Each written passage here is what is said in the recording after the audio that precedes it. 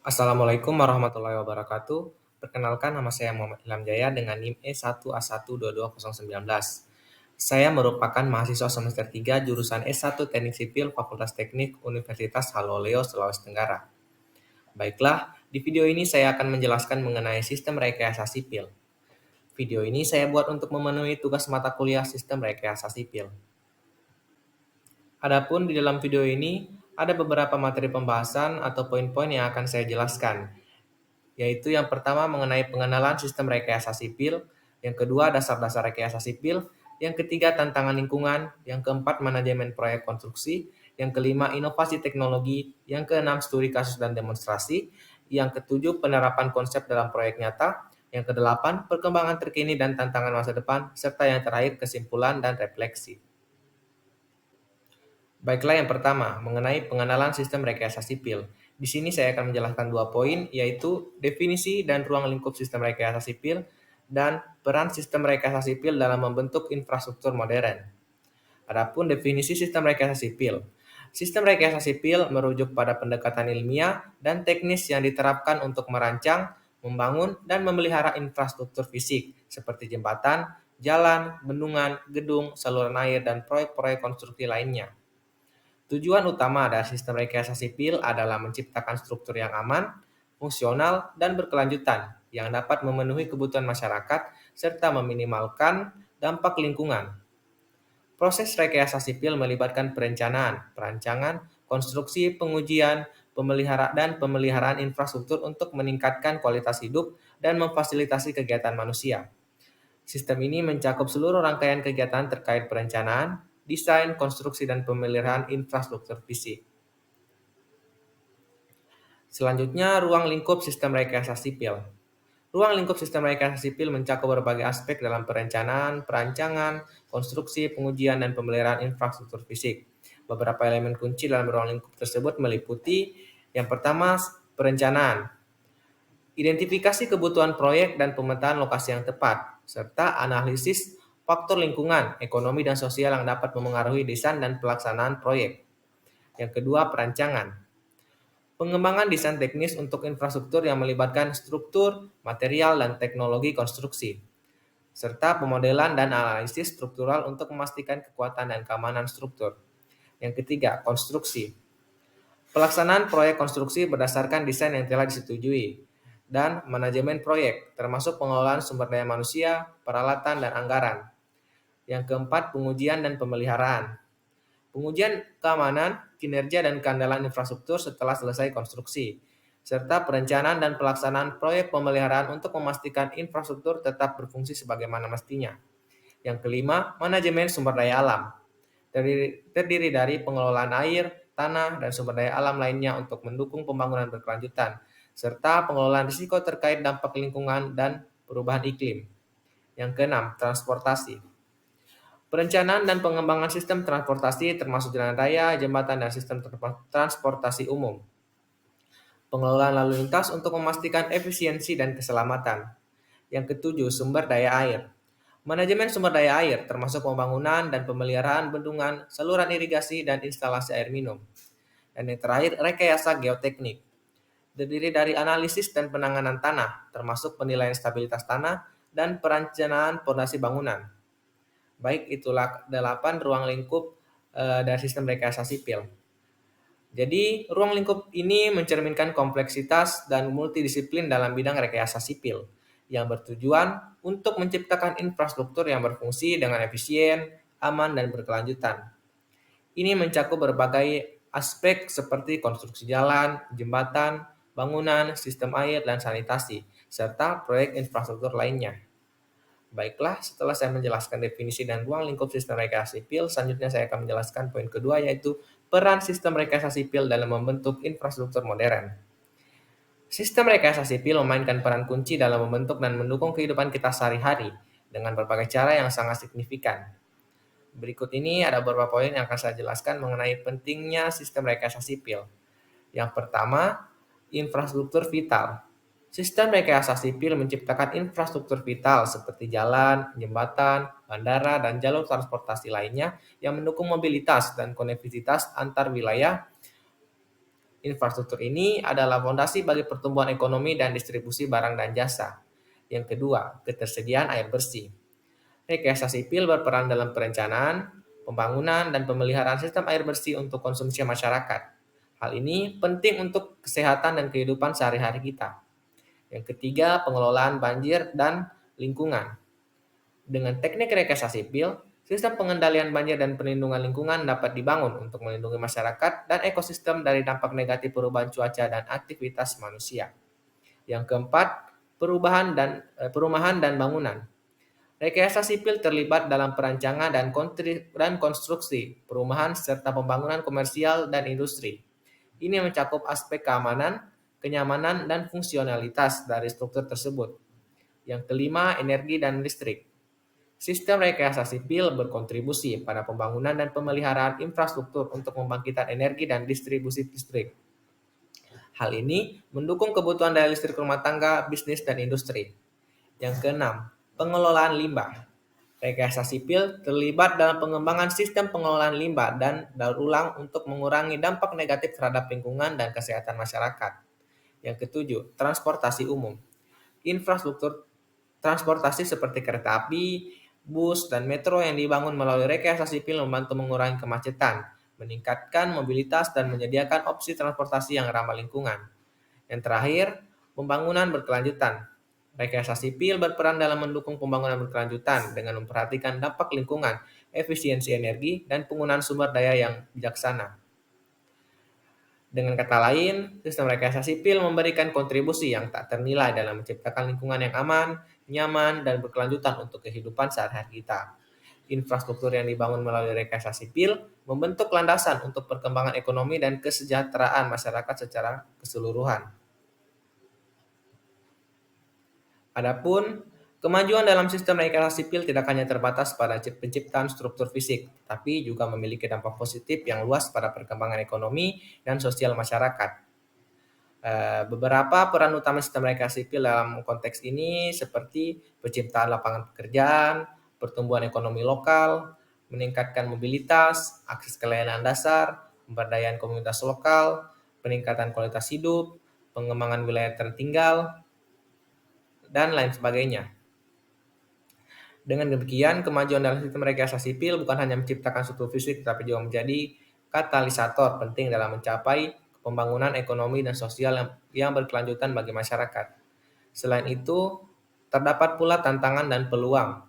Yang pertama, tantangan dalam sistem rekayasa sipil, seperti perubahan iklim, kepadatan penduduk dan urbanisasi, keterbatasan sumber daya alam, ketidakpastian ekonomi, kemajuan teknologi, serta ketidaksetaraan akses infrastruktur. Adapun peluang yang didapatkan dari sistem rekayasa sipil terdiri dari infrastruktur berkelanjutan, pemantauan cerdas atau smart monitoring, desain adaptif, inovasi material konstruksi, pembiayaan berkelanjutan, pendidikan dan pelatihan, serta partisipasi masyarakat. Dengan menghadapi tantangan ini dan memanfaatkan peluang inovasi, sistem rekayasa sipil dapat terus berkembang untuk menciptakan infrastruktur yang lebih tangguh, berkelanjutan, dan dapat memenuhi kebutuhan masyarakat secara efisien. Baiklah, selanjutnya dasar-dasar rekayasa sipil. Di sini ada dua poin utama yang akan saya jelaskan. Yang pertama mengenai prinsip-prinsip dasar rekayasa sipil, yang kedua mengenai konsep dasar dalam perencanaan dan desain konstruksi. Jadi yang pertama prinsip-prinsip dasar rekayasa sipil. Rekayasa sipil melibatkan pemahaman dan penerapan berbagai konsep dan prinsip dasar. Beberapa prinsip ini mencakup kekuatan material yang terdiri dari konsep dasar berkaitan dengan pemahaman terhadap sifat material yang digunakan dalam konstruksi seperti beton, baja, atau kayu. Selanjutnya pengetahuan tentang bagaimana material-material ini akan bereaksi terhadap beban dan tekanan adalah kunci dalam merancang struktur yang aman dan efisien. Selain kekuatan material, ada juga namanya struktur, yaitu pemahaman tentang perilaku struktur esensial. Ini mencakup bagaimana beban didistribusikan dan diatasi oleh elemen-elemen konstruksi, seperti balok, kolom, dan rangka bangunan. Yang ketiga, stabilitas tanah. Melibatkan pengetahuan tentang sifat dan perilaku tanah. Pemahaman ini penting dalam desain dasar fondasi dan pengukuran risiko yang mungkin timbul dari perubahan kondisi tanah. Selanjutnya, selain prinsip-prinsip dasar rekayasa sipil, saya akan menjelaskan mengenai konsep dasar dalam perencanaan dan desain konstruksi. Jadi di sini yang terdiri dari pertama, perencanaan. Terdiri dari proses perencanaan proyek konstruksi yang melibatkan penetapan tujuan proyek, identifikasi sumber daya yang diperlukan, dan analisis risiko, serta melibatkan pemahaman mendalam tentang lingkungan, proyek, dan kebutuhan klien. Yang kedua, desain konstruksi. Terdiri dari pengembangan konsep desain yang memenuhi persyaratan proyek serta pemilihan bahan konstruksi yang sesuai dengan kebutuhan dan perhitungan struktural yang akurat. Contoh penerapan konsep dasar. Contoh penerapan konsep-konsep ini bisa melibatkan studi kasus dari proyek-proyek terkenal, misalnya bagaimana prinsip-prinsip kekuatan material digunakan dalam merancang jembatan tertentu atau bagaimana stabilitas tanah menjadi pertimbangan utama dalam konstruksi gedung tinggi. Adapun tantangan dalam penerapan konsep dasar. Seiring kompleksitas proyek konstruksi, berbagai tantangan mungkin timbul. Mungkin ada hambatan dalam mengidentifikasi dan menangani potensi risiko atau kesulitan teknis dalam mengaplikasikan prinsip-prinsip desain. Selain itu, ada juga yang namanya integrasi konsep dasar dalam seluruh proses konstruksi. Penting untuk menunjukkan bahwa konsep-konsep dasar ini tidak hanya relevan pada tahap desain awal. Mereka harus terintegrasi sepanjang seluruh siklus proyek konstruksi dan dari perencanaan hingga konstruksi dan pemeliharaan untuk memastikan keberhasilan dan keamanan proyek secara keseluruhan. Baiklah, setelah kita membahas dasar-dasar rekayasa sipil, selanjutnya kita akan membahas mengenai tantangan lingkungan. Di sini saya juga membagi menjadi 2 poin. Yang pertama, peran sistem rekayasa sipil dalam penanganan limbah dan konservasi sumber daya alam. Yang kedua, solusi rekayasa untuk mengatasi tantangan lingkungan. Jadi dalam tantangan lingkungan ini ada yang namanya penanganan limbah. Penanganan limbah ini dengan peran sistem rekayasa sipil memainkan peran krusial dalam merancang dan mengelola fasilitas penanganan air limbah dan instalasi pengolahan limbah. Ini mencakup desain sistem saluran pembuangan, pengolahan limbah industri, dan pengolahan limbah domestik. Selain itu ada juga namanya teknologi pengolahan air limbah. Teknologi terkini yang digunakan dalam pengolahan air limbah seperti proses oksidasi lanjutan, filtrasi membran, dan bioremediasi. Selain penanganan limbah, ada juga namanya konservasi sumber daya alam. Di sini ada namanya upaya efisiensi energi. Sistem rekayasa sipil berperan kunci dalam upaya efisiensi energi melalui berbagai strategi dan pendekatan yang terintegrasi. Berikut adalah cara-cara di mana sistem rekayasa sipil dapat memberikan kontribusi pada efisiensi energi. Yang pertama, desain bangunan ramah lingkungan. Rekayasa sipil dapat merancang bangunan dengan menggunakan desain ramah lingkungan yang memaksimalkan pemanfaatan cahaya alami, ventilasi alami, dan isolasi termal. Ini membantu mengurangi ketergantungan pada pencahayaan dan sistem pendingin atau pemanas listrik. Yang kedua, penerapan teknologi hemat energi. Sistem rekayasa sipil dapat mengintegrasikan teknologi hemat energi seperti lampu LED, sistem pendingin dan pemanas yang efisien, dan solusi energi terbarukan seperti panel surya atau turbin angin pada struktur bangunan. Yang ketiga, penggunaan material ramah lingkungan. Memilih bahan konstruksi yang ramah lingkungan dan memiliki sistem termal yang baik dapat membantu mengurangi kebutuhan energi untuk pemanasan dan pendinginan dalam bangunan. Yang keempat, desain landscape berkelanjutan. Ya, ini merencanakan lingkungan sekitar bangunan dengan cermat dapat memberikan perlindungan alami dan pengaruh iklim mikro yang dapat mengurangi kebutuhan energi. Misalnya, penanaman pohon yang strategis dapat memberikan bayangan dan mengurangi suhu udara di sekitar bangunan. Yang kelima, transportasi berkelanjutan. Sistem rekayasa sipil terlibat dalam perencanaan dan pengembangan infrastruktur transportasi berkelanjutan, termasuk jalan raya, jalur sepeda, trotoar, dan sistem transportasi umum. Menciptakan infrastruktur yang mendukung transportasi berkelanjutan dapat mengurangi kebutuhan akan mobil pribadi dan emisi gas rumah kaca. Yang keenam, pengembangan area hijau. Membangun kota yang berfokus pada penanaman pohon dan pengembangan taman kota dapat membantu mengurangi efek pulau panas dan meningkatkan kualitas udara, mengurangi kebutuhan pendinginan buatan, dan konsumsi energi. Yang ketujuh, pengelolaan air dan limbah yang efisien. Sistem rekayasa sipil dapat merancang sistem pengelolaan air yang efisien termasuk pengumpulan air hujan dan teknologi pengelolaan limbah yang inovatif untuk mengurangi beban pada infrastruktur listrik dan air. Yang terakhir, pemetaan dan analisis energi.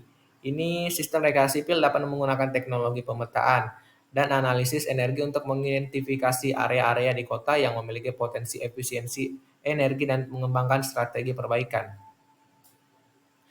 Melalui integrasi berbagai teknologi dan praktik berkelanjutan dalam desain dan perencanaan, sistem rekayasa sipil dapat memainkan peran utama dalam mengurangi konsumsi energi dan dampak lingkungan dari infrastruktur perkotaan dan bangunan. Hal ini mendukung upaya global untuk mencapai tujuan berkelanjutan dalam pengelolaan sumber daya dan mitigasi perubahan iklim, seperti penggunaan bahan ramah lingkungan, eh, yang dimana kita meninjau penggunaan bahan ramah lingkungan dalam konstruksi seperti material daur ulang atau material yang memiliki dampak lingkungan yang lebih rendah. Adapun solusi rekayasa untuk tantangan dan lingkungan, contohnya untuk penanganan banjir. Sistem rekayasa sipil merancang infrastruktur untuk mengelola banjir termasuk bendungan, tanggul, dan saluran pembuangan. Selain penanganan banjir, ada yang namanya pengendalian erosi tanah. Teknik rekayasa sipil yang digunakan untuk mengurangi erosi tanah seperti pemasangan vegetasi penahan tanah, terasing, atau teknik rekayasa bio. Adapun inovasi dalam lingkup lingkungan. Di sini ada dua, yaitu pertama material ramah lingkungan. Inovasi terbaru dalam penggunaan material ramah lingkungan dalam konstruksi seperti beton yang dapat didaur ulang atau material yang mengurangi jejak karbon. Selain itu ada juga namanya desain berkelanjutan. Proyek-proyek yang menerapkan desain berkelanjutan seperti bangunan hijau atau pemulihan habitat alami. Selain inovasi dalam lingkup lingkungan, ada juga namanya pentingnya pendekatan berkelanjutan. Keberlanjutan sebagai prioritas. Pendekatan berkelanjutan dalam rekayasa sipil sangat penting untuk meminimalkan dampak negatif pada lingkungan dan mempromosikan keberlanjutan jangka panjang. Ada juga yang namanya tren global. Tren global terkait keberlanjutan dalam industri rekayasa sipil seperti kebijakan pemerintah, standar industri, dan perubahan perilaku konsumen. Itu saja mengenai tantangan lingkungan. Baik, manajemen proyek konstruksi. Di sini saya bagi 2 poin. Yang pertama, metode dan strategi dalam manajemen proyek konstruksi. Yang kedua, proses perencanaan, pelaksanaan, dan pengawasan proyek. Yang pertama, metode dan strategi manajemen proyek. Di sini ada dua yang akan saya jelaskan. Yang pertama mengenai metode tradisional versus metode modern. Yang kedua, kelebihan dan kekurangan. Metode tradisional versus metode modern. Metode tradisional. Metode tradisional ini menggunakan metode desain tender bangun melibatkan pemisahan fase desain dan konstruksi. Proses dimulai dengan desain penuh sebelum tender konstruksi. Adapun metode modern, misalnya metode desain dan konstruksi bersama atau design build, memungkinkan tahap desain dan konstruksi berjalan bersamaan, memungkinkan efisiensi dan kolaborasi yang lebih baik. Adapun kelebihan dan kekurangan dari kedua metode ini, yang pertama untuk metode tradisional. Kelebihannya, pemilihan kontraktor berdasarkan desain yang sudah jadi. Adapun kekurangannya yaitu potensi konflik antar pihak-pihak yang terlibat. Yang kedua untuk metode modern. Kelebihannya yaitu efisiensi waktu dan biaya yang meningkat. Yang kedua, kekurangannya yaitu kurangnya transparansi pada tahap awal. Selanjutnya, proses perencanaan. Jadi dalam proses perencanaan ini ada yang namanya penentuan tujuan dan kriteria keberhasilan serta analisis risiko. Adapun penentuan tujuan dan kriteria keberhasilan mengartikan pentingnya menetapkan tujuan yang jelas seperti menyelesaikan proyek dalam batas waktu tertentu atau mematuhi anggaran yang ditetapkan. Analisis risiko menyoroti betapa pentingnya analisis risiko dalam mendeteksi potensi masalah dan merancang strategi untuk mengatasinya. Selanjutnya, pelaksanaan proyek. Di sini ada namanya pengendalian biaya dan waktu serta kualitas konstruksi. Untuk pengendalian biaya dan waktu, menjelaskan strategi dan teknik untuk mengendalikan biaya proyek dan memastikan proyek berjalan sesuai dengan jadwal. Kualitas konstruksi, menggarisbawahi upaya untuk memastikan kualitas konstruksi memenuhi atau melebihi spesifikasi. Selanjutnya, pengawasan proyek. Di sini ada yang namanya sistem pengawasan serta komunikasi tim proyek. Jadi dalam sistem pengawasan, Menerangkan bagaimana sistem pengawasan yang terstruktur membantu memantau kemajuan proyek dan mengidentifikasi masalah potensial. Komunikasi tim proyek menunjukkan pentingnya komunikasi yang efektif di antara semua pemangku kepentingan proyek untuk menjaga koordinasi dan kejelasan. Selanjutnya, teknologi dalam manajemen proyek. Di sini ada 2 poin, yaitu peran teknologi serta penggunaan perangkat lunak manajemen proyek. Untuk peran teknologi, memberikan pemahaman tentang cara teknologi informasi berperan dalam mendukung manajemen proyek, termasuk penggunaan perangkat keras dan perangkat lunak tertentu yang ada pada saat ini atau yang terkini. Selanjutnya, penggunaan perangkat lunak manajemen proyek. Ini memberikan contoh konkretnya dengan menyebutkan perangkat lunak seperti Microsoft Project atau Primavera dan lainnya, yang membantu dalam perencanaan, pelaporan, dan kolaborasi tim. Lalu ada yang namanya pelajaran dari studi kasus. Studi kasus proyek sukses dan gagal. Ini menggambarkan melalui sistem kasus bagaimana keputusan manajemen proyek dapat mempengaruhi keberhasilan atau kegagalan suatu proyek. Kemudian yang terakhir, beradaptasi dengan perubahan. Di sini ada 2, yaitu fleksibilitas dan resilience serta pengalaman praktisi. Untuk fleksibilitas dan resilience, ini menekankan pentingnya fleksibilitas dalam menghadapi perubahan rencana atau kondisi proyek. Adapun untuk pengalaman praktisi, ini memasukkan pengalaman praktisi proyek yang menunjukkan bagaimana mereka berhasil mengelola perubahan dalam proyek mereka. Itu saja yang saya jelaskan mengenai manajemen proyek konstruksi. Baik, kita lanjut. Selanjutnya, inovasi teknologi. Jadi inovasi teknologi dalam rekayasa sipil. Di sini saya menjelaskan mengenai penggunaan teknologi terkini dalam rekayasa sipil, serta dampak teknologi seperti drone, kecerdasan buatan, dan pemodelan informasi bangunan atau BIM. Baik, yang pertama penggunaan drone dalam konstruksi. Dalam dunia rekayasa sipil modern, penggunaan drone telah menjadi suatu terobosan signifikan. Drone digunakan untuk survei konstruksi dan pemetaan. Mereka dilengkapi dengan kamera dan sensor yang memungkinkan pengambilan gambar dan data yang akurat dari ketinggian, menggantikan metode survei tradisional. Keuntungan utamanya termasuk peningkatan efisiensi, penghematan biaya, dan kemampuan untuk mengakses area yang sulit dijangkau. Yang kedua, kecerdasan buatan atau artificial intelligence atau AI. Kecerdasan buatan berperan penting dalam meningkatkan analisis dan pengambilan keputusan dalam proyek rekayasa sipil.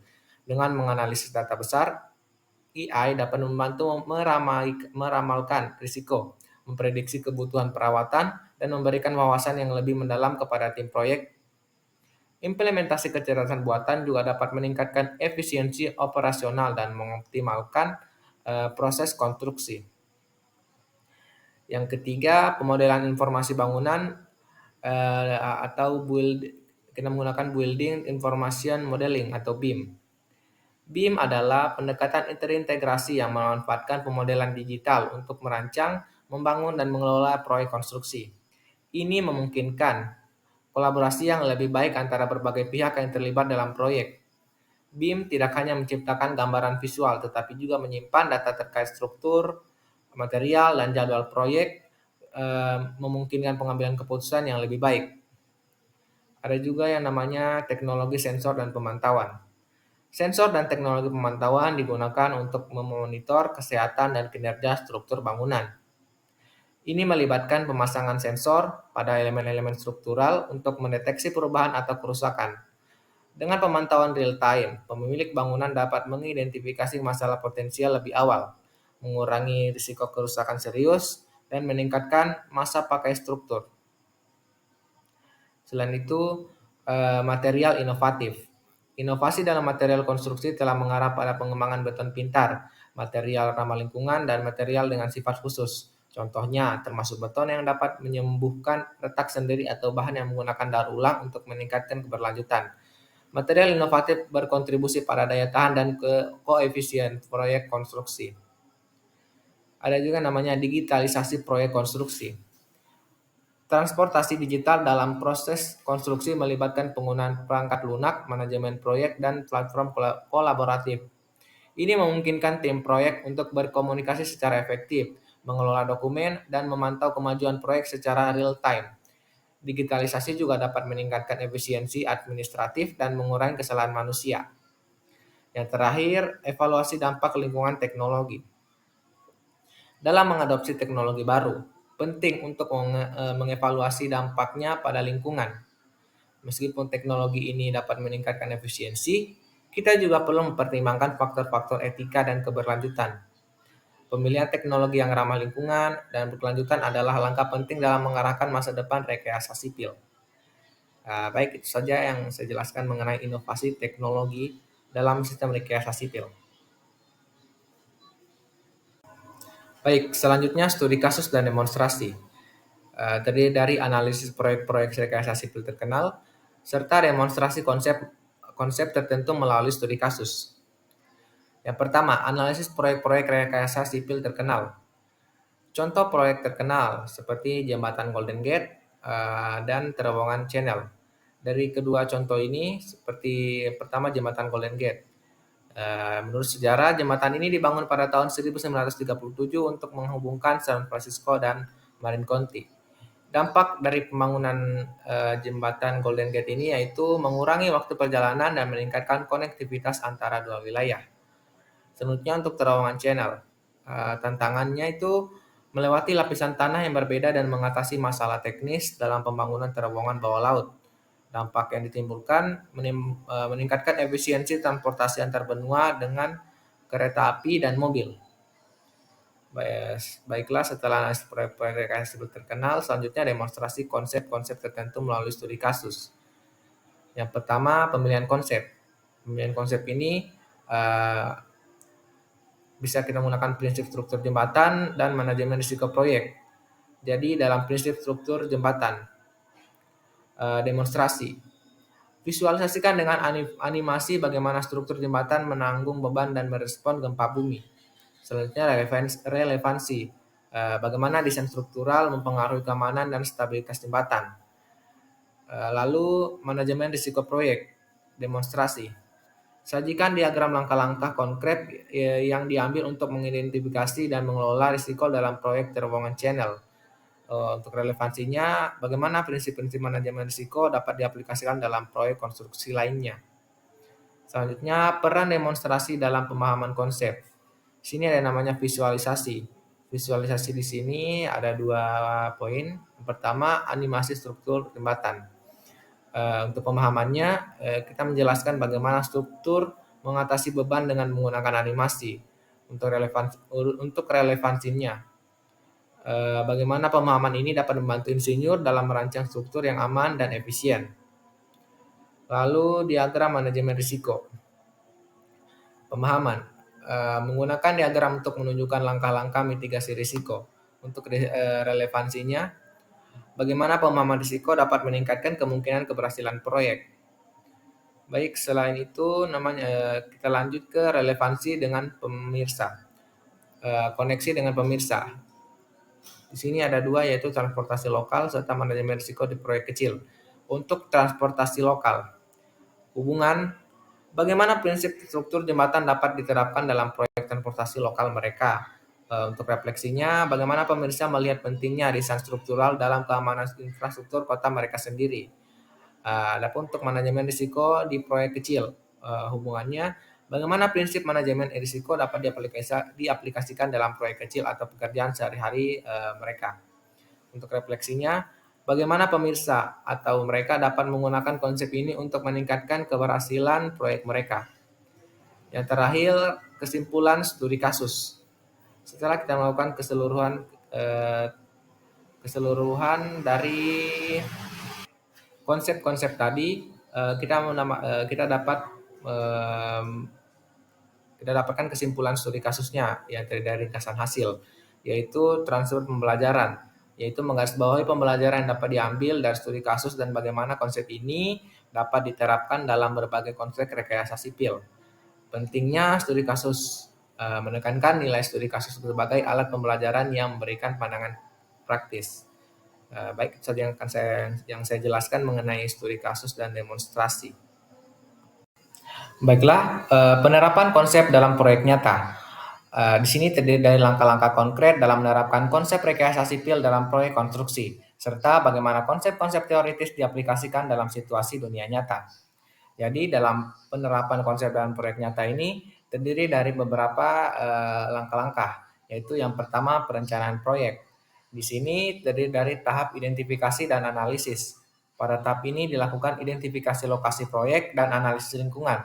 Ini mencakup evaluasi dampak lingkungan dan risiko potensial yang dapat muncul selama proyek. Selanjutnya, integrasi konsep rekayasa sipil.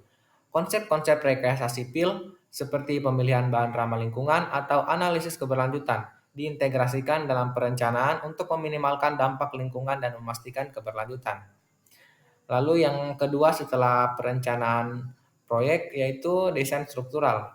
Di sini kita melakukan pemilihan bahan dan analisis struktural di mana dalam tahap desain dilakukan pemilihan bahan konstruksi yang sesuai dan analisis struktural untuk memastikan kekuatan dan kestabilan struktur, serta inovasi dalam desain. Konsep-konsep inovatif rekayasa sipil seperti penggunaan material baru atau teknik desain yang efisien diimplementasikan untuk menciptakan solusi yang optimal. Yang ketiga, teknik konstruksi. Di sini ada metode pembangunan, di mana proses konstruksi melibatkan penerapan metode pembangunan yang efisien. Ini bisa mencakup penggunaan teknologi modern seperti prefabrikasi atau teknik konstruksi berkelanjutan. Lalu ada yang namanya manajemen sumber daya. Konsep manajemen sumber daya termasuk penggunaan bahan secara efisien dan pengelolaan limbah konstruksi diterapkan untuk meminimalkan dampak ekologis proyek. Lalu yang keempat, keberlanjutan. Di sini juga ada penggunaan energi terbarukan, di mana konsep keberlanjutan diterjemahkan ke dalam tindakan dengan memasukkan energi terbarukan seperti panel surya atau sistem hemat energi dalam desain dan konstruksi proyek. Lalu ada yang namanya pertimbangan ekologi, di mana upaya diarahkan untuk mempertimbangkan faktor ekologi dalam setiap langkah proyek, memastikan kelestarian lingkungan sepanjang siklus hidup proyek. Yang kelima, analisis biaya dan waktu, yaitu di sini terdiri dari dua, yaitu estimasi biaya dan penjadwalan serta optimasi penggunaan sumber daya. Jadi dalam estimasi biaya dan penjadwalan, di mana konsep rekayasa sipil digunakan untuk melakukan estimasi biaya yang akurat dan penjadwalan proyek yang efisien. Yang kedua, optimasi penggunaan sumber daya, terdiri dari pengelolaan biaya dan waktu melibatkan optimasi penggunaan sumber daya dengan menerapkan konsep rekayasa untuk menghindari pemborosan dan keterlambatan proyek. Yang terakhir, setelah analisis biaya dan waktu, yaitu kualitas dan keamanan. Tentunya di sini ada dua, yaitu kontrol kualitas serta penerapan standar keamanan. Untuk kontrol kualitas, konsep kontrol kualitas diterapkan untuk memastikan setiap tahap konstruksi memenuhi standar kualitas yang ditetapkan. Selanjutnya untuk penerapan standar keamanan. Keamanan menjadi prioritas utama dengan menerapkan konsep rekayasa sipil untuk memastikan struktur aman dan sesuai dengan peraturan keselamatan. Baik, untuk slide berikut ini mengenai perkembangan terkini dan tantangan masa depan. Jadi di sini kita akan membahas mengenai sampai mana inovasi terkini dalam rekayasa sipil serta tantangan masa depan dan bagaimana industri ini dapat bersiap menghadapinya. Jadi yang pertama, perkembangan terkini dalam rekayasa sipil. Di sini ada beberapa perkembangan terkini yang saya akan jelaskan seperti teknologi BIM atau Building Information Modeling, penggunaan drone dalam survei konstruksi, kecerdasan buatan atau AI dan analitika big data, dan lain sebagainya. Tapi sini saya akan menjelaskan 3 saja. Jadi untuk teknologi BIM atau Building Information Modeling.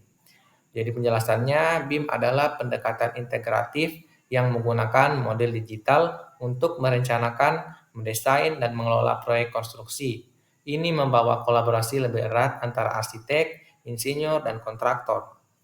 Adapun implikasi dari BIM ini meningkatkan koordinasi proyek, mengurangi konflik desain, dan mempercepat proyek konstruksi.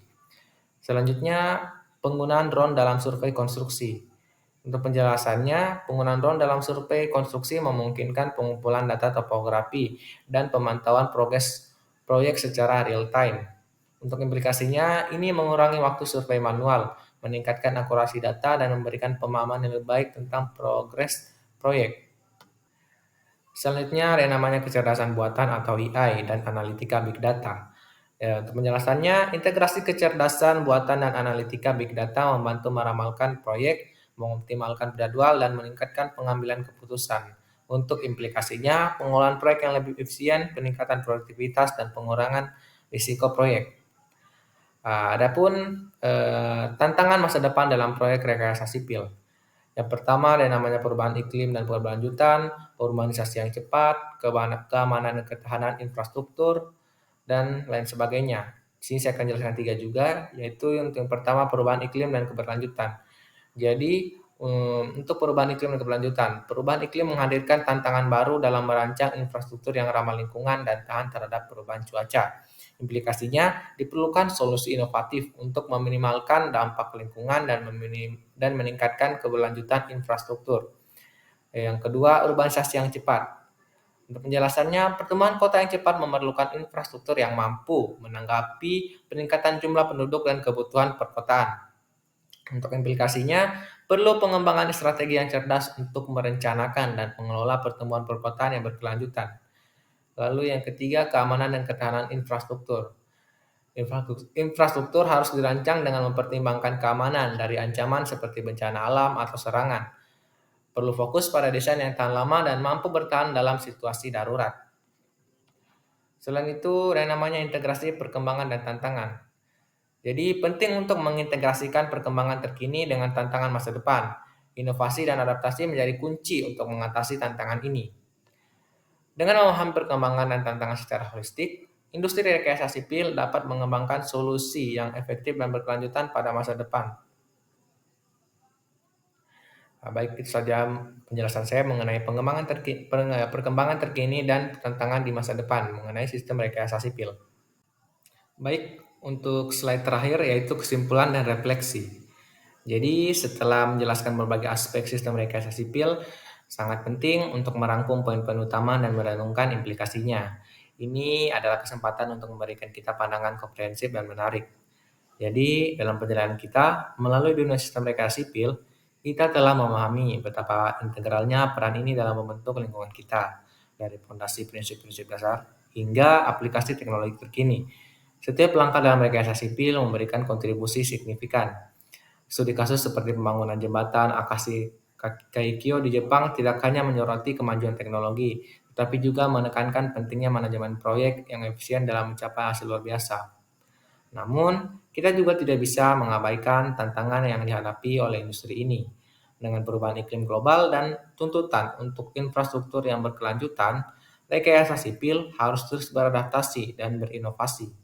Melalui video ini, saya berharap dapat memberikan wawasan mendalam tentang bagaimana konsep-konsep rekayasa sipil tidak hanya menjadi landasan proyek-proyek megah, tetapi juga solusi untuk masalah kompleks di dunia ini.